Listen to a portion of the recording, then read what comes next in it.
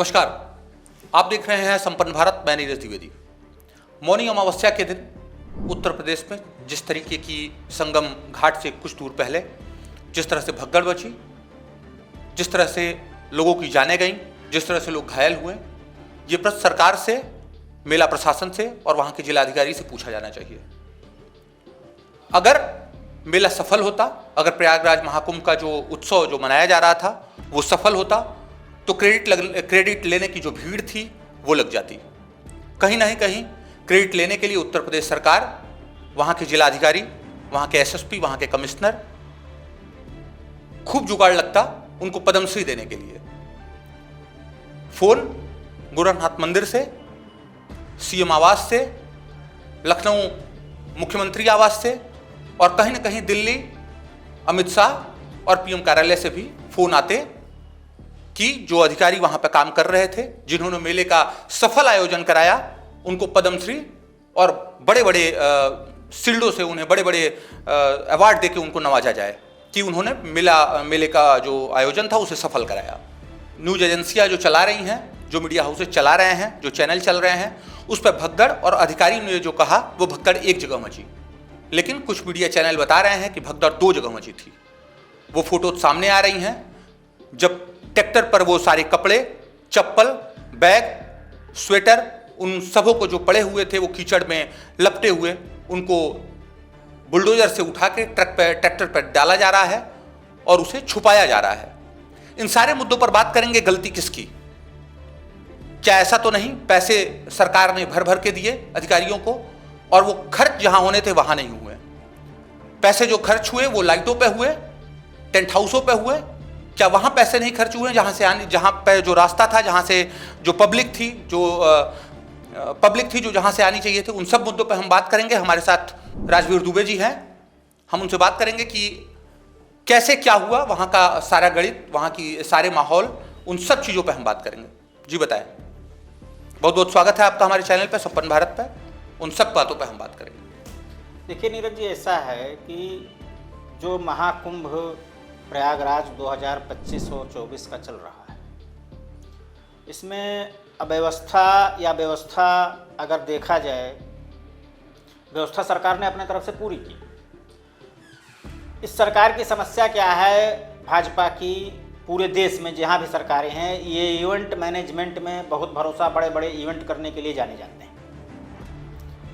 यहाँ योगी जी ने एक बहुत बड़ा इवेंट खड़ा किया, महाकुंभ इनको मिला, एक अवसर मिला उसके माध्यम से, और इसके पीछे इनके कई राजनीतिक एजेंडे थे।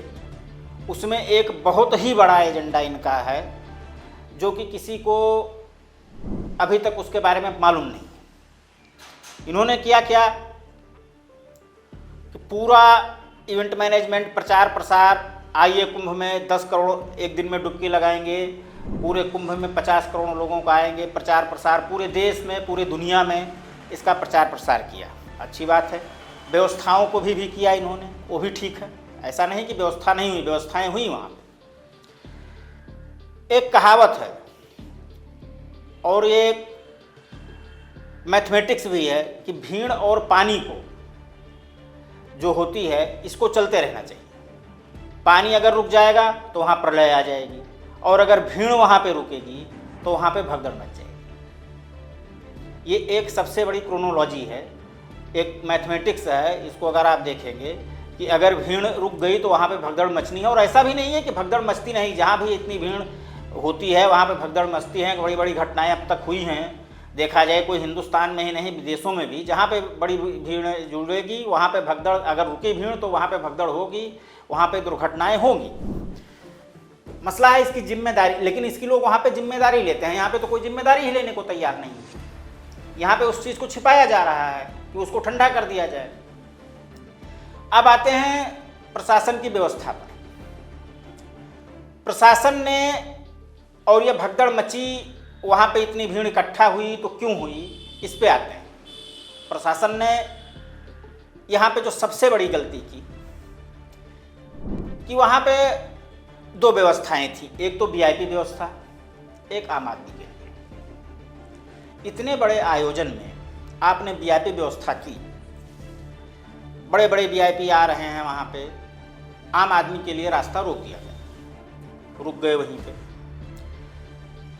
कोई बात नहीं भाई, वीआईपी हैं, वीआईपी की व्यवस्था होती है, हर जगह होती है। ट्रेन में भी वीआईपी अमीर लोगों के लिए अलग व्यवस्था है, उनके लिए एसी है, थर्ड एसी है, सेकंड एसी है, फर्स्ट एसी है, फ्लाइट में बिजनेस क्लास है, हर जगह व्यवस्थाएं होती हैं। उसमें कोई ये नहीं कि अच्छी बातें किया गया, लेकिन बात अगर यहीं तक होती तो कोई बात नहीं थी। अब जो वीआईपी आ रहे हैं साहब, पता लग रहा है वो सुबह से लेकर शाम तक वहीं पे डुबकी लगा रहे हैं। अब आम आदमी जो है उस चीज़ को देखकर जो आता है, एक डुबकी इस ठंड में लगा के चला जाता है। उसने कहा हम भी साहब 10-10, 11-11 डुबकी लगाएंगे। वो आए रात में वहीं पे संगम नोच, जो इन्होंने बताया कि अमृत स्नान यहीं पे होता है, अमृत यहीं पे आएगा, संगम नोच पे रात को सब जो है क्या कहते हैं 12 बजे वहीं पे रुक गए। पलटनू पुल है जिसका बैरियर टूटा, जिसकी वजह से भगदड़ मची जी।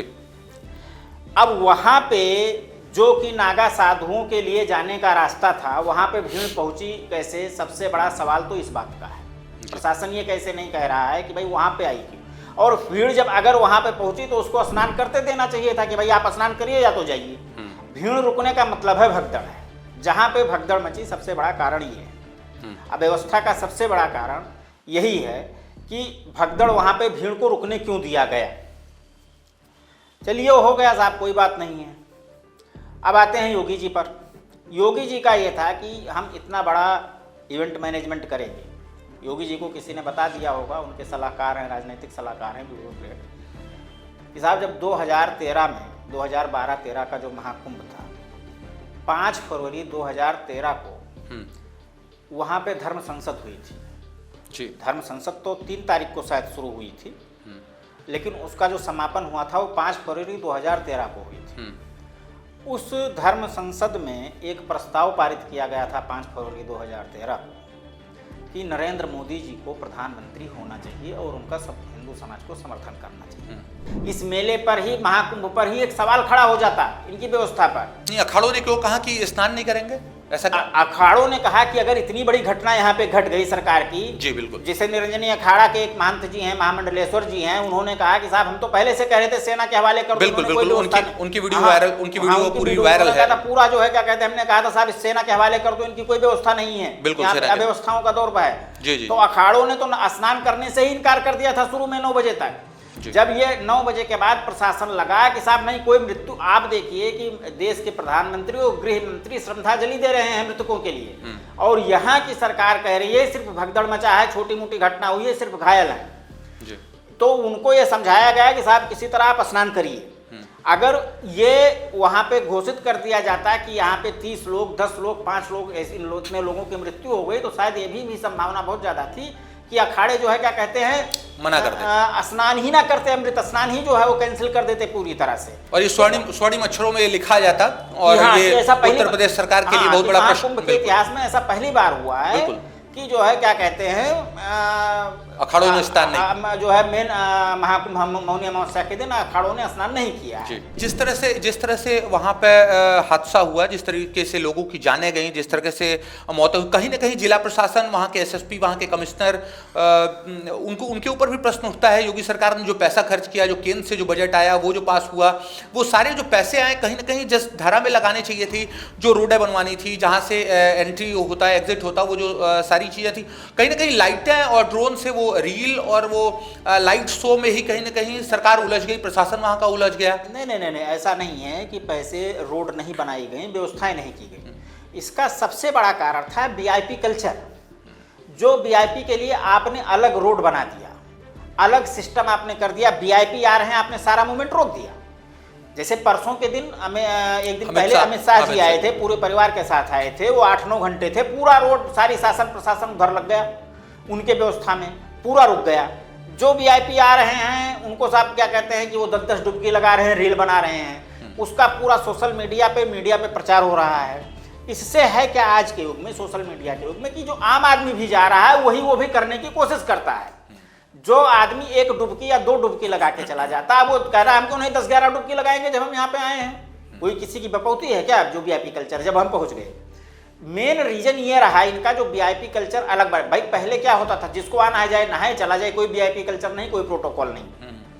1989 में महाकुंभ हुआ था, उस समय नारायण दत्त तिवारी मुख्यमंत्री थे उत्तर प्रदेश में। वहाँ के मेला अधिकारी ने साफ साफ कर दिया था कि किसी भी वीआईपी को कोई प्रोटोकॉल यहाँ पे नहीं दिया जाएगा, जिसको आना है वो नहाए नहा के चला जाए। और वो एक ऐसा कुंभ रहा कि जिसमें कोई घटना नहीं घटी, ये आप जान लीजिए। यहाँ पे जो वीआईपी कल्चर, वो आएंगे तो बड़े लोग आएंगे, इंडस्ट्रियल आएंगे, वो 65,000 के क्वार्टेज में रुकेंगे। लोगों ने जब सवाल उठाया कि 15,000 करोड़ रुपए आप महाकुंभ पे क्यों खर्चा कर रहे हैं, योगी जी ने कहा साहब हम तो इससे 2 लाख करोड़ रुपए कमाएंगे। उन्होंने कहा 2 लाख करोड़ रुपए इससे हम कमाएंगे, हमारी उत्तर प्रदेश की वो ट्रिलियन इकोनॉमी बनने की तरफ हमारा रास्ता साफ हो जाएगा। तो बड़ी बड़ी बातें छोड़ना तो मतलब भाजपा की एक ही है। उसके बाद ये अभी जैसे पूछा गया कि व्यवस्था क्यों नहीं, इन्होंने कहा साहब उन्होंने 70,000 पुलिस लगाए हुए हैं वहां पे। ये सरकार का स्टेटमेंट है, ये 70,000 पुलिस सुरक्षा व्यवस्था में लगी है। अब अगर आप कह रहे हो कि 10 करोड़ लोग वहां पे उपलब्ध हैं, हम कह रहे हैं चलो 7 करोड़ लोग हैं उपलब्ध हैं, तो 70,000 पुलिस का मतलब क्या हुआ, एक पुलिस के ऊपर 10,000 लोग। अगर 7 करोड़ लोग ही हैं वहां पे तो एक आदमी के ऊपर 10,000 लोग, एक पुलिसकर्मी के ऊपर। तो एक पुलिसकर्मी सिर्फ अलाउंस के अलावा कोई व्यवस्था दे सकता है क्या? एक पुलिसकर्मी मैक्सिमम 10 लोग, 20 लोग, 50 लोगों को मैनेज कर सकता है। वो 10,000 लोगों को कर लेगा, क्राउड कर लेगा, अरेंज कर लेगा। तो अव्यवस्था तो उसमें फैलनी ही फैलनी है कि अगर आप बुला रहे हो तो उस हिसाब से आपको व्यवस्था बनानी थी। इतने लोगों को अगर बुलाना था आपको, तो आपको जो है क्या कहते हैं, ठीक है वीआईपी के लिए आपने संगम नोज बना दिया, सब कर दिया, एक साइड से एक ही जगह बना देते, अपना वो धीरे से आते वहां से स्नान करके चले जाते, उसका एक दिखावा ना होने पाता जी।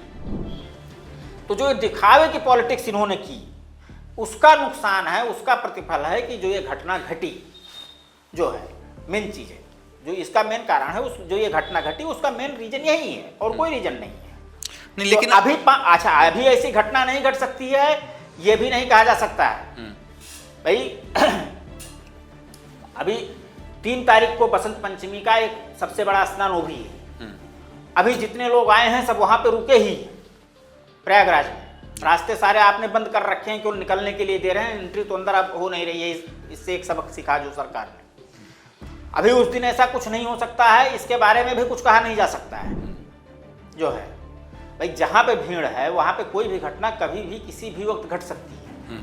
तो इस पे सरकार को ध्यान कि जो भीड़ आ रही है वो स्नान करे और चलती रहे। अगर उसको कहीं पे भी होल्ड करेंगे कहीं पे भी भगदड़ मच सकती है। लेकिन कहीं ना कहीं जो लाइनें लगी हैं, जो 10-10 किलोमीटर की जो गाड़ियां हैं जहां पर रुकी हुई हैं, जो ट्रक हैं जो उसमें गाड़ियां कहीं और जा रहे थे, उनके लिए 10-10 किलोमीटर की जो लाइनें लगी हैं वो भी कहीं ना कहीं रास्ते में बच्चों को लेके, भाई महिलाओं को लेके वो सफ़र कर रहे हैं। प्रयागराज कुंभ में जो सरकार की जो सबसे बड़ी नाकामी का कारण है और जो गलती है सबसे बड़ी है, वो है आप जब प्रयागराज में पैदल एंट्री कर रही है, लोग कर रहे हैं 10 किलोमीटर 20 किलोमीटर चल के आ रहे हैं। अब आपने जो वीआईपी रूट बना दिया है, अब एक आदमी को जो प्रयाग स्टेशन पे आदमी रुक रहा है, उतर रहा है, प्रयाग स्टेशन से संगम नोज अगर सीधा जो मेन रास्ता है अगर जाया जाए, मैक्सिमम से मैक्सिमम 3-3.5 किलोमीटर प्रयाग नोज पड़ जाएगा। बिल्कुल ये प्रयाग स्टेशन से सीधा है। प्रयाग संगम से उतरता है तो उसको 1.5 किलोमीटर भी नहीं पड़ेगा, वो संगम नोज पे पहुंच जाएगा लेटे हुए हनुमान जी के पास। लेकिन जो प्रयाग स्टेशन पे उतर रहा है, उन्होंने उसको घुमा दिया, वो 20 किलोमीटर पैदल चलकर तब जाकर के संगम नोज पहुंच रहा है। ये आप समझिए सरकार की सबसे बड़ी नाकामी ये है कि आपने उसको बिना मतलब 20 किलोमीटर घुमा दिया। अरे भाई वो सीधा जाता, फिर आने के लिए भले आप उसको 40 किलोमीटर घुमा देते, बाहर निकलने के लिए वो चलता, वो स्नान करके जाता, तो भीड़ का जो स्पीड है वो चलती रहेगी। जब भीड़ रुकेगी नहीं तो कोई घटना घटेगी ही नहीं। तो कमी सबसे बड़ी सरकार की ये है। आपने पुल बना दिए हैं बड़े बड़े, उस पर अधिकारी लोग आ रहे हैं जो पीपे के पुल बनाए हुए हैं, उसमें पब्लिक के लिए क्यों नहीं खोला जा रहा है? वो किस लिए बनाया गया था? दिखाने के लिए बनाया गया है आपको। कुछ हमारे लोग अभी प्रयागराज में है, मैंने वीडियो कॉल पे उनसे बात किया, उसमें भी जिन एरिया में वो रुके हुए हैं उन्होंने वीडियो कॉल पे दिखाया कि उनके आसपास केवल 2-4 लोग हैं और बड़े बड़े टेंट पे वो रुके हुए हैं। कहीं ना कहीं वो भी घाट के आसपास का ही इलाका होगा जहाँ पे कोई भीड़ ही नहीं है। पर वीडियो कॉल पे मैंने देखा वो लग रहा है कि कोई मेला ही वहाँ पे नहीं लगा हुआ है।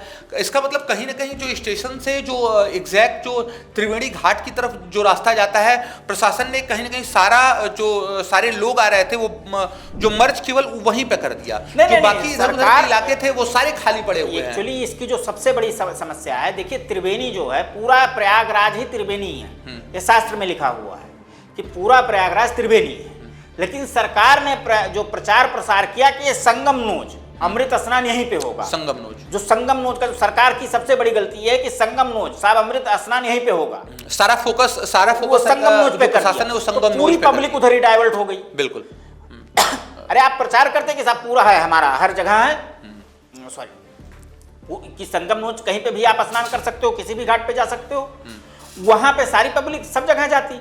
जब आप कह दोगे नहीं साहब अमृत तो आपको यहीं मिलेगा, स्वर्ग उसका रास्ता सीधा यहीं से है, सारे पाप आपके यहीं से धुले हैं, तो ये देश तो ऐसा है। लेकिन कहीं ना कहीं 12 किलोमीटर का पूरा एरिया उन्होंने बताया है कि 12 किलोमीटर तक उन्होंने बोरिया जो घाट है उनके किनारे बोरिया डाली है, और 12 किलोमीटर जो इसके पहले बहुत कम, जो इसके पहले का कुंभ था वहां पे बहुत कम दूर तक वो स्नान करने के घाट बनाए गए थे, लेकिन इस बार 12 किलोमीटर का उन्होंने जो बताया है, उन्होंने बताया कि 12 किलोमीटर हमने बोरिया रखी है नदी किनारे पे, और 12 किलोमीटर का जो एरिया है वहां पे स्नान लोग कर सकते हैं।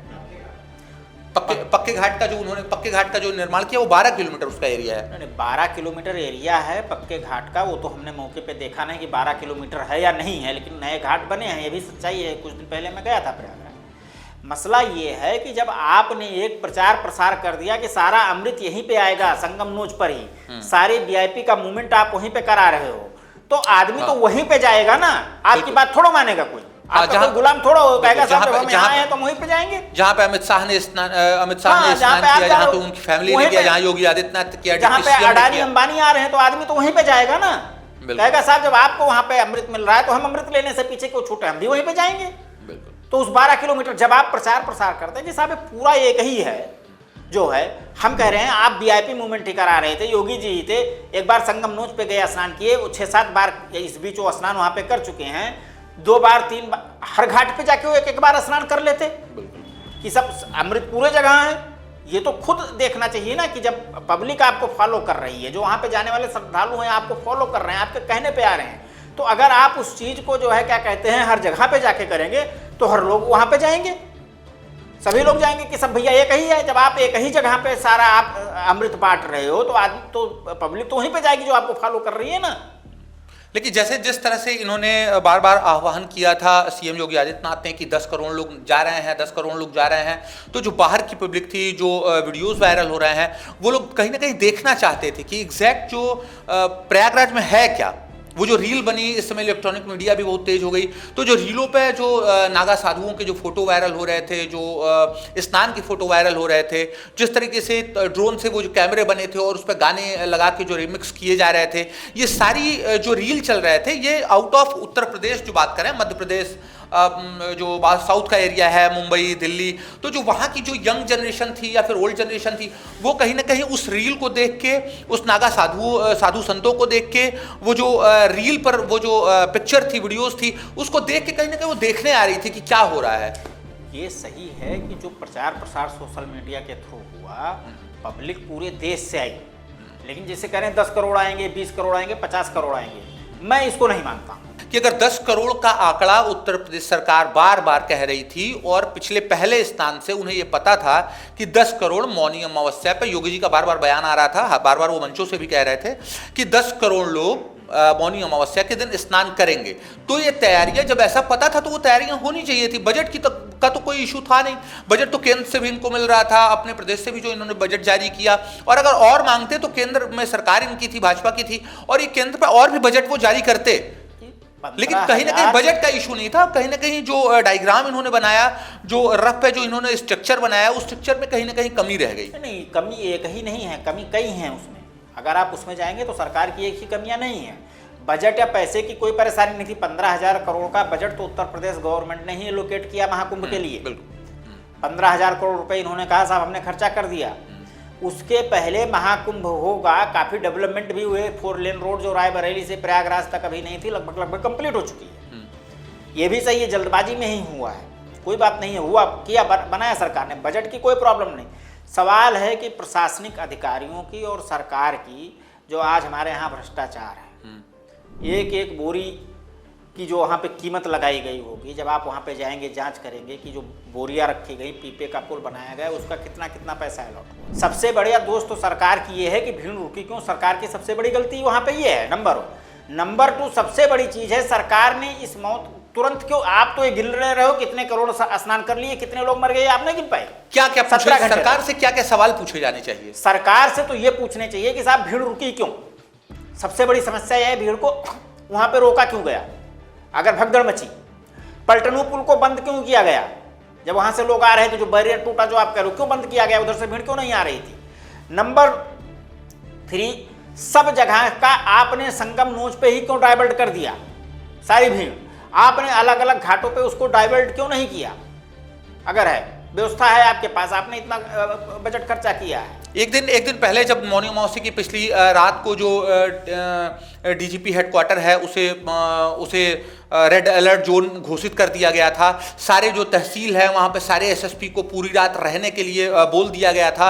घटना के ये करीब 7-8 घंटे पहले का जो न्यूज़ है, सारे तहसील पे सारे एसएसपीओं को बोल दिया गया था, जैसे प्रयागराज, जौनपुर, वाराणसी, ये वहाँ रखने के लिए बोल दिया गया था। ये सारे अलर्ट के बाद भी इस तरह की उम्मीद नहीं थी, और कहीं ना कहीं योगी प्रशासन को ये पूरा विश्वास था, पूरा भरोसा था कि वो बिना आर्मी को बुलाए उत्तर प्रदेश जो सरकार का जो प्रशासन है, जो डीजीपी के कंट्रोल में वो जो पूरा उत्तर प्रदेश आता है, उत्तर प्रदेश पुलिस के देखरेख में पूरा कुंभ महाकुंभ जो पूरा ऑर्गेनाइज जो उन्होंने किया था, वो पुलिस प्रशासन की देखरेख में और उत्तर प्रदेश प्रशासन की देखरेख में ये कंप्लीट करा लेंगे।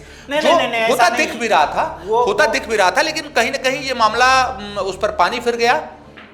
नहीं, वो पानी फिर गया। इनको ऐसा नहीं था कि हम कंप्लीट कर लेंगे, पूरा विश्वास इनको कभी नहीं था, और इसमें इतने बड़े आयोजन में कोई इतना विश्वास कर भी नहीं सकता है। लेकिन अगर वो मिलिट्री को, सेना को वहाँ पे जो बुला लिए, तो जो वहाँ पे वो अधिकारी जो भ्रष्टाचार और करप्शन कर रहे हैं वो उनका बंद हो जाता।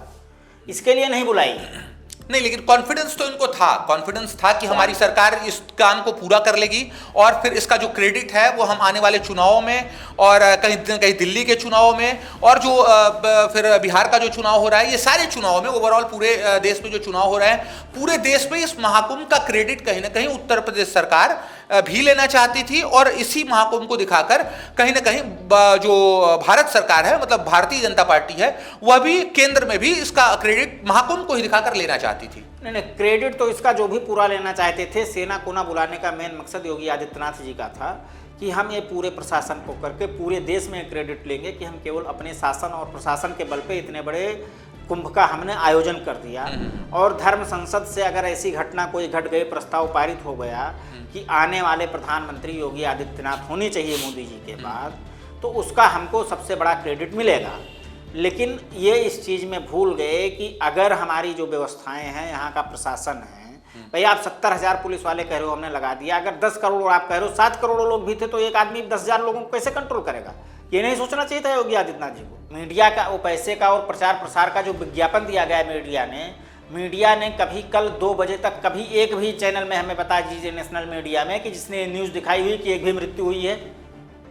इस भगदड़ के ऊपर कोई न्यूज़ थी? वो भगदड़ मची, ये आया है, कुछ लोग घायल हो गए हैं, ये आया है। एक भी मृत्यु हुई है किसी नेशनल चैनल को आप 2-3 बजे तक उठा के देख लीजिए, जबकि देश के प्रधानमंत्री और गृह मंत्री श्रद्धांजलि दे चुके हैं, राजनाथ सिंह दे चुके हैं, श्रद्धांजलि दे चुके थे मृतकों को, लेकिन किसी भी न्यूज चैनल पे नहीं आया। जो अव्यवस्थाएं फैली, जिस पे सरकार इतने पैसे खर्चा हुए, ऐसी अव्यवस्था क्यों हुई, इसकी जांच एक व्यापक रूप से होनी चाहिए। आपने न्यायिक जांच बैठा दिया है, न्यायिक जांच की रिपोर्ट कब आएगी उसकी कोई समय सीमा है? ये योगी आदित्यनाथ मुख्यमंत्री जी को बताना चाहिए कि इतने टाइम में आ जाएगी इसकी सीमा जो है जांच। आपने जांच किसको दे दिया? उसी वहीं के अधिकारियों को आपने दे दिया, जांच दे दिया। वो आप कोई अधिकारी अपने खिलाफ रिपोर्ट लगाएगा क्या कि साहब ये जांच हम इसमें दोषी हैं, हमारी ये कमियां हैं? आपने उसमें उनको बना दिया। सवाल इस बात का है, आप सिर्फ प्रचार प्रसार करने के लिए पैसा खर्च कर रहे थे। क्या कर रहे थे जो इतना पैसा आया? क्यों व्यवस्थाएं फैली? प्रचार प्रसार तो ऑटोमेटिक होता, मीडिया को टीआरपी चाहिए, इतनी भीड़ आती तो मीडिया खुद ही दिखाती ना कि आप लोग आइए। लेकिन इतने बड़े बड़े करोड़ों करोड़ों अरबों अरबों के आप विज्ञापन दे रहे हो। मुख्यमंत्री योगी आदित्यनाथ ने 12 किलोमीटर के घाट बनवाए। 12 किलोमीटर घाटों पर जो 10 करोड़ की व्यवस्था, तो 10 करोड़ तो आह्वान था, लेकिन जितने भी लोगों को नहाने की व्यवस्था थी वो पूरी चौक चौबंद थी। उन्होंने अपनी तरफ से पूरी व्यवस्था जैसा कहा गया उन्होंने किया था। जो रास्ते थे उन्होंने सही बनवाए थे, जो लाइटें थी वो लगवाई थी, पूरे जो महाकुंभ का वो जिला था पूरा जिला घोषित किया गया था, उसके लिए बाकायदा अधिकारी वहाँ निर्देशित किए गए थे, जिला अधिकारी, एसएसपी, एसपी और डीआईजी, वो सारा उसको जिला बनाया गया था। जो जिले में एक व्यवस्था होती है उससे बड़ा एक जिला बनाया गया था जो महाकुंभ के तौर पर देखा जाता है। कोई भी कमी नहीं थी, लेकिन अगर ये हादसा हुआ है, और हादसा एक जगह नहीं, हादसा 2 जगह हुआ है, चप्पलें, बैग और जो सामान बिखरे पड़े हैं, जो कीचड़ में लथपथ पड़े हैं, जो लाशें वहाँ पे जो हॉस्पिटल है वहाँ देखी जा रही हैं, जो खोया पाया जगह है, जहाँ पे खोया पाया जो केंद्र है, जो रोती हुई महिलाओं के बिलखते हुए चेहरे आ रहे हैं, इन सबको देख के मन भावुक होता है और इन सब बातों पर प्रश्न उठता है। प्रश्न उत्तर प्रदेश शासन पर उठता है, प्रश्न प्रशासन पर उठता है, प्रश्न पूछा जाना चाहिए वहाँ के जिलाधिकारी से, प्रश्न पूछा जाना चाहिए वहाँ के मुख्यमंत्री से।